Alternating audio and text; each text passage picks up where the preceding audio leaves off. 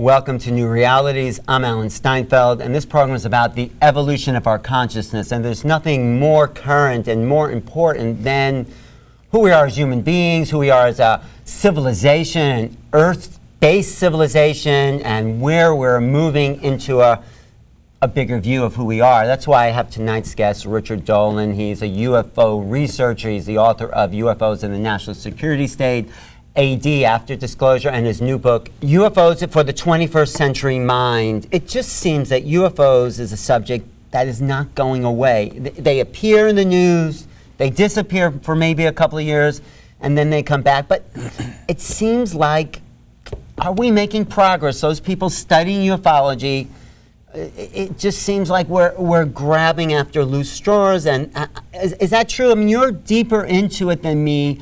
Are we making progress with a mainstream public that is in denial, or are we just in the same place we've always been since like the 1947? I think you've framed this perfectly. Okay. We're dealing with, in my opinion, really the greatest mystery of our time. This is how I see it.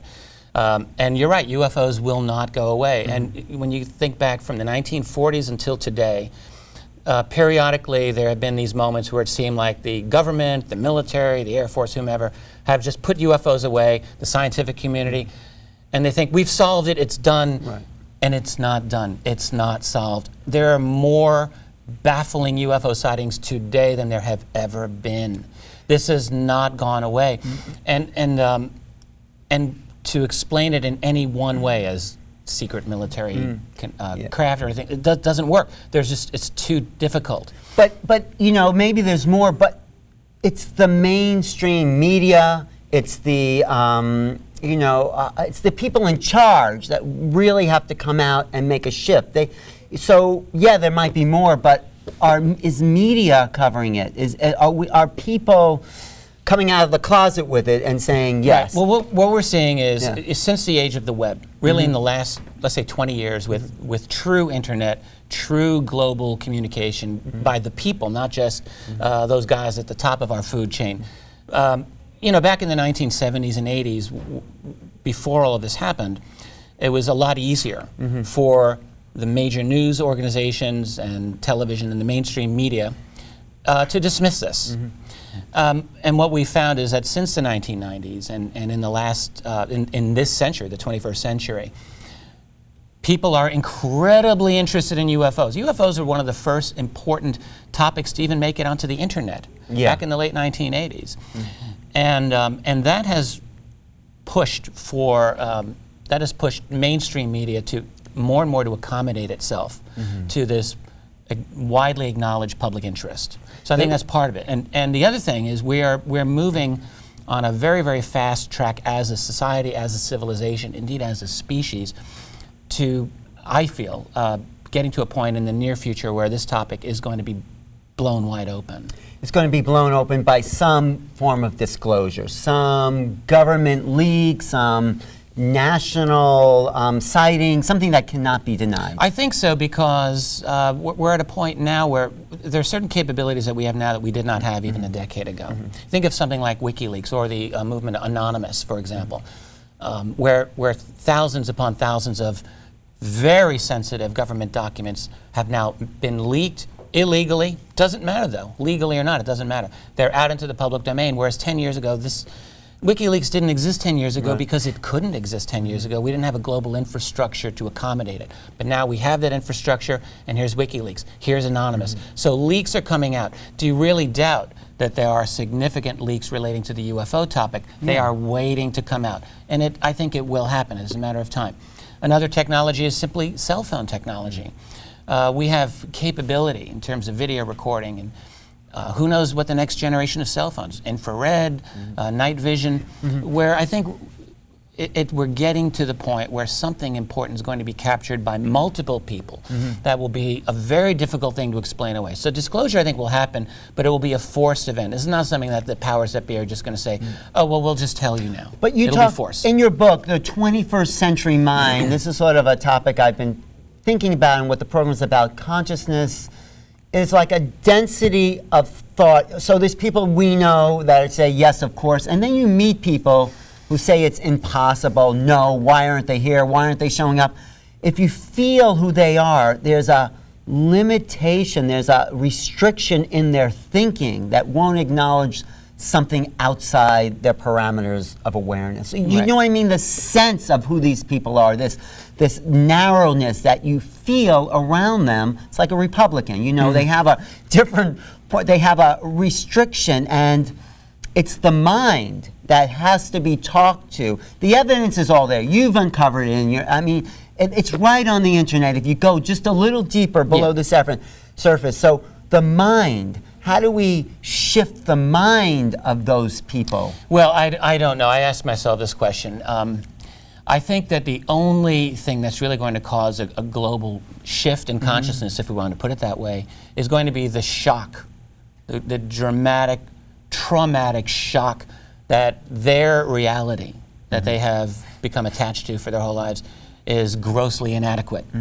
No one wants to go through that process, honestly, and people will meet it only with great resistance. But you know, parents are never ready for their first child, but it happens. Where no one or very few of us will be ready for something like disclosure, but that won't stop it from happening. It's going to happen, like it or not. We're on a train, an express train to a certain destination, and that destination is going to be a society with very, very advanced technology, very advanced capability of communicating, very advanced capabilities of sifting sensitive information out of the vault in terms of leaks.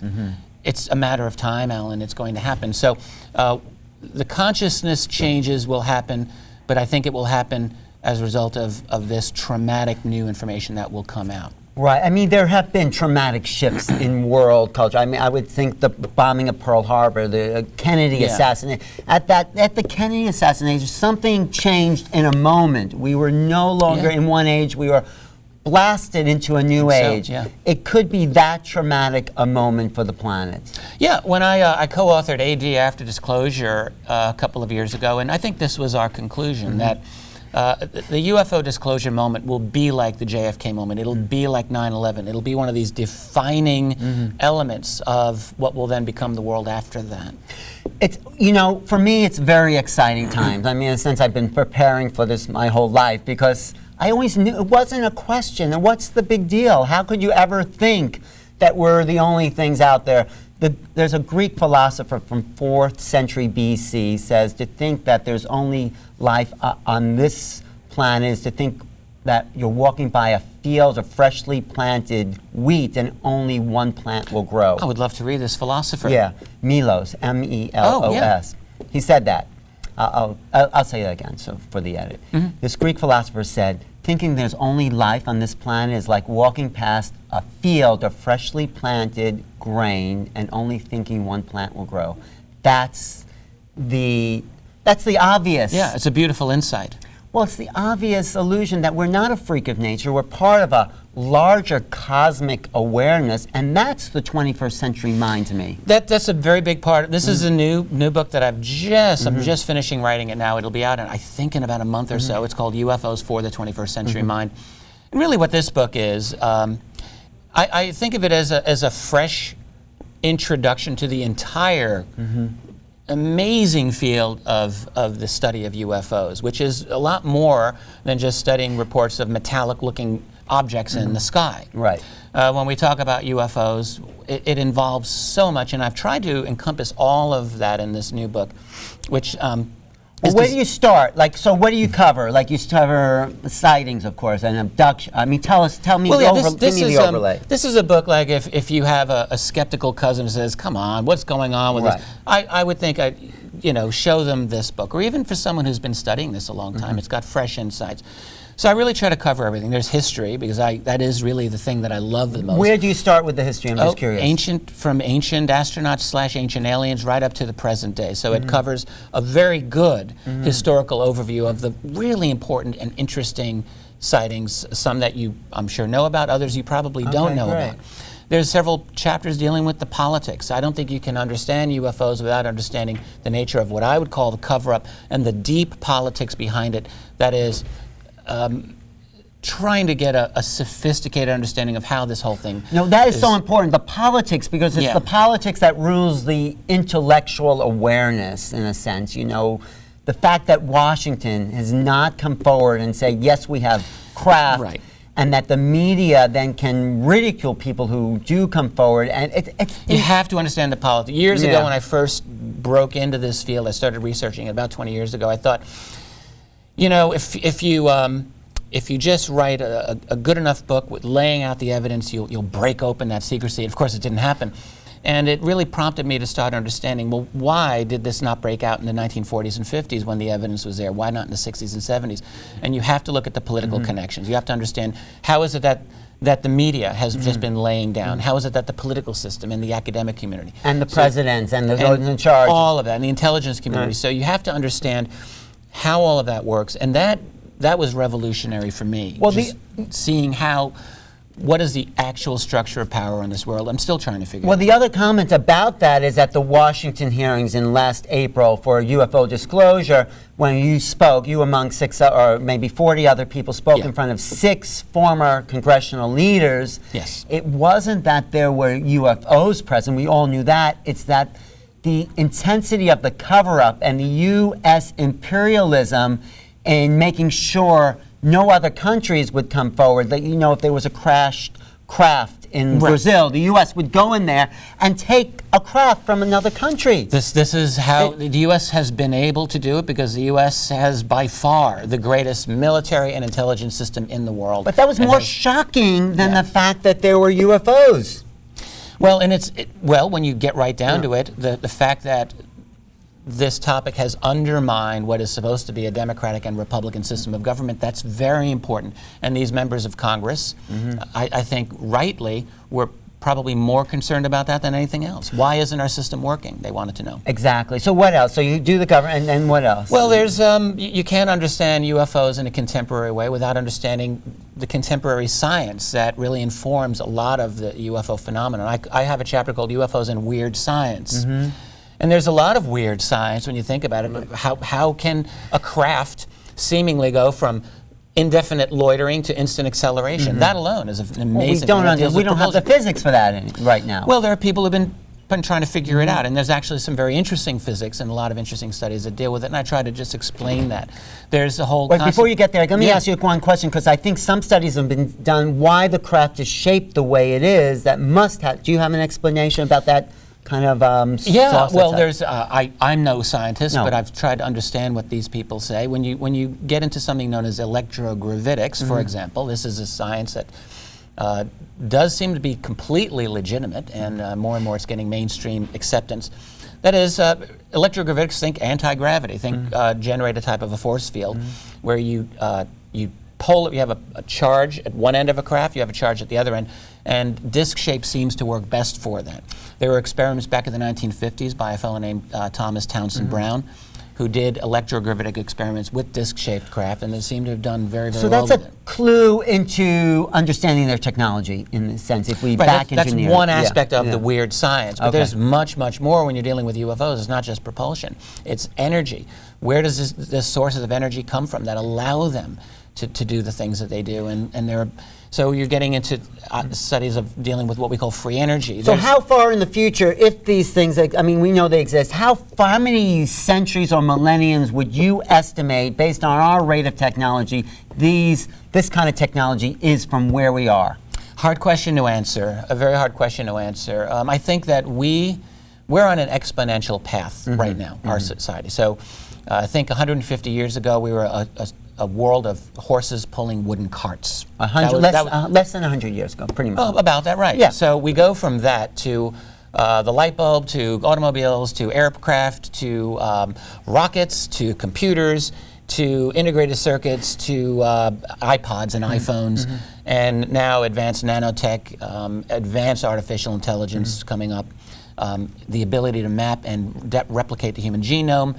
And now the newest revolution that is exciting is 3D printing, which will just be able to think Replicator on Star Trek, but not just of inorganic material, but probably 3D printing organic material. This is incredible. Yeah. All right. So we're on this exponential path. So when you're asking how much more advanced they are, It could be, all right, that even within 50 years, we really might have the ability to, as I like to say, leap into their world.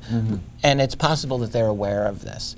And now, possibly even they're planting some technology, seeds within. I've wondered, there's a long history of what appear to be legitimate cases of retrievals of UFOs. I mean, we know about Roswell, and there's a number of other cases where we seem to have gotten very exotic material to study. But go back to them being aware of it, because I think you were going to make a point about the ETs. Well, there's just to finish up this whole idea on weird science, you've got propulsion, you've got energy, you've got space-time itself. People would like to know, how do they get from some other star, if that's where they're from, here? That's a long way off. But in fact, there's interesting science that shows how that might be possible. And then the other thing relating to weird science, and this is really a key part of UFOs for the 21st century mind. The key part is, I guess we would call consciousness. 20, 30 years ago, I would say that consciousness was a much smaller part of what we would call UFO studies, and it's a very big part now.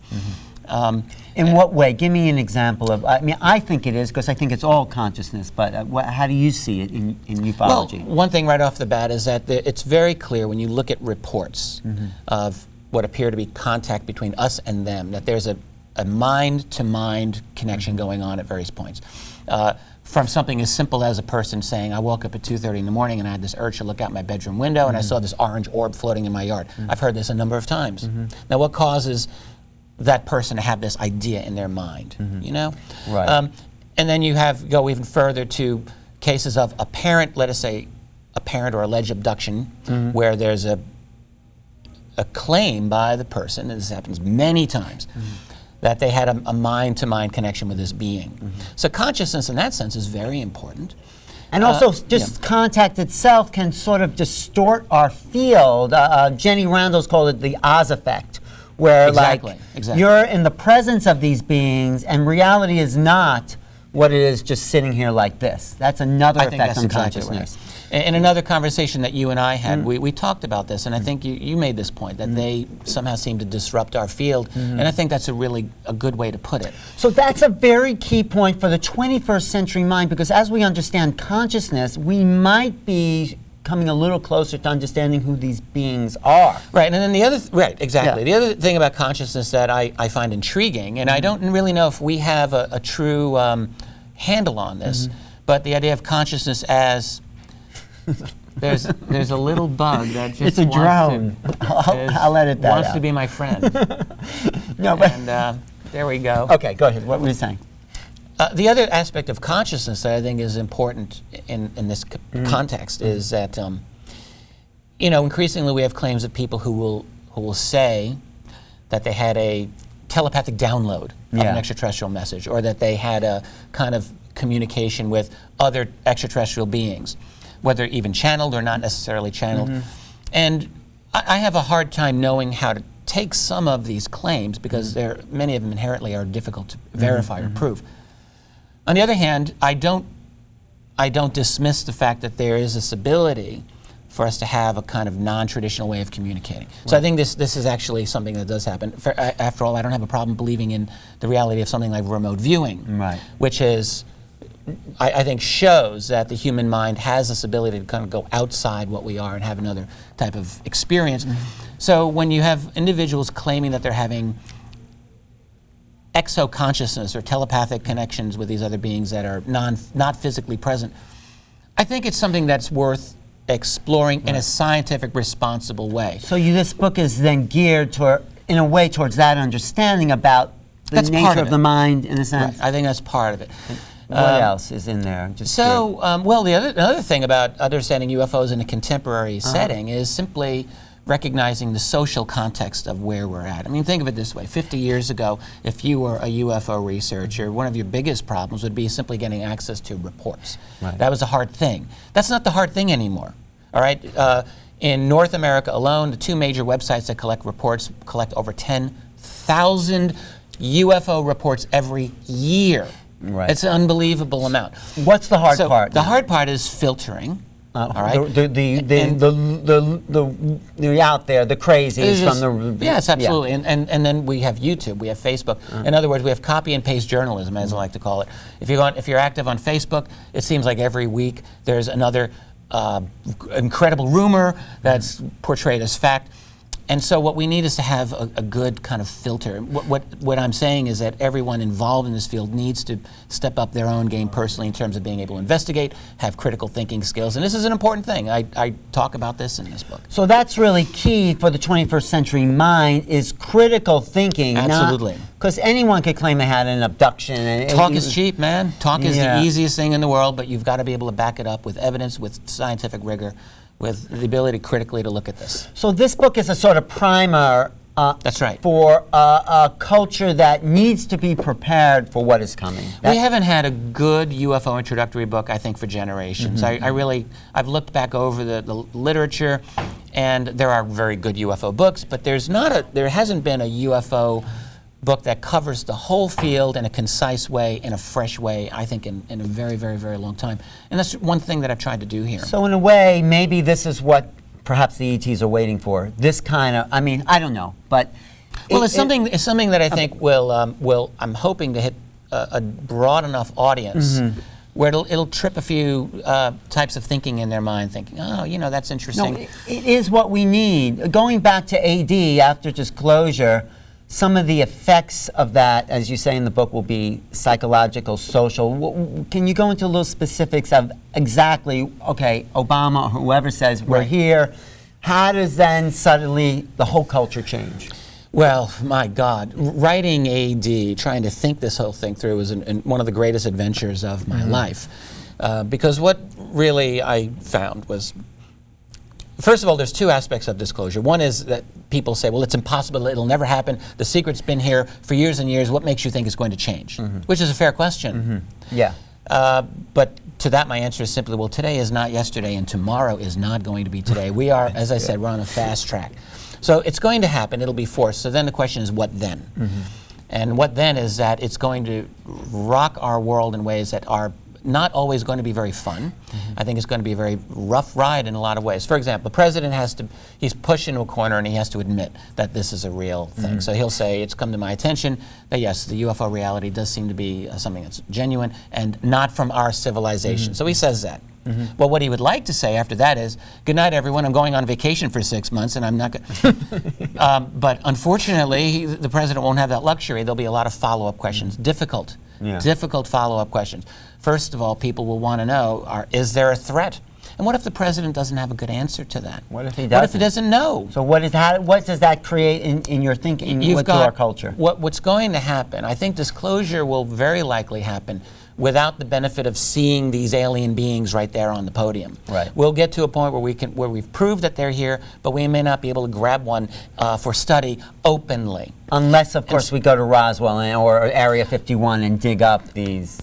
Well, you never know, but the thing is, in the meantime, there's going to be tremendous cultural wars. We have cultural wars going on now, but that's going to be nothing compared with after this disclosure, where you'll have Christians on one hand having a particular interpretation. You'll have New Agers on the other having a different. You'll have scientists looking at it. It'll be very difficult to get an agreement on what we're dealing with. Well, it goes back to the Copernicus revolution. That's what the church felt when Copernicus said, guess what? The Earth isn't the center of the universe. We're saying the same thing and going through a similar... Yes, absolutely. And it's going to take generations, I think, to work out. But that's just one thing, is culture. Another question that will be a very difficult question, and it'll be necessary to deal with, is simply, people are going to want to know, how have you been able to keep this secret so effectively for years? And they're going to want to ask, as I have been asking for years, how does this make us reinterpret the structure of power? Who is the president in charge? If the president's not in charge, who is? How does I don't think they're going to go there. I don't think there will be people who I think will. I know, but look, everyone knows that the Kennedy assassination was some kind of conspiracy.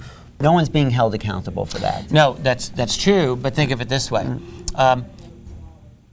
Think of it this way, 80–90% of Americans know that the Kennedy assassination was a conspiracy. 100% of the rest of the world knows this, and yet the official truth is that it was a lone gunman. Right, I know. And so that has allowed for no true political ramifications and investigation of what's actually happening. With the UFO disclosure, there won't be that luxury.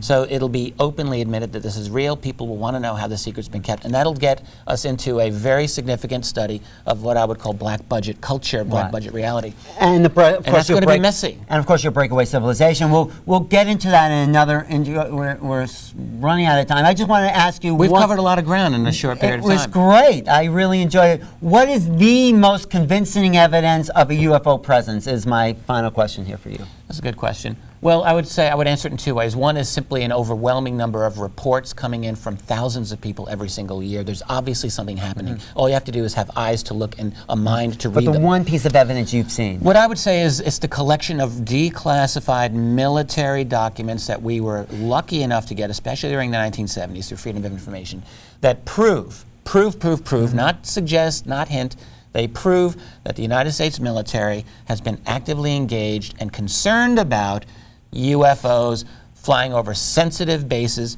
objects that did not look normal, did not behave normally, were not supposed to be there, were not supposed to exist, but yet there they were, all at the same time that they're telling the public, nothing to see here. This is the most exciting news we can be aware of, the fact that we are not alone. I know it sounds a little cliche, but it's truth. Richard, We're not alone, no. Thank you. Pleasure, Alan. I do want to follow up. Richard Dolan's UFOs for the 21st Century Mind, his new book, a real overview. If you want to start somewhere, if you want to give it to relatives, this is the place to start. Richard Dolan Press, that's coming out with... My new publishing company's name is Richard Dolan Press. Okay. I'm Alan Steinfeld for Newrealities. Check my website, newrealities.com. Thanks for watching.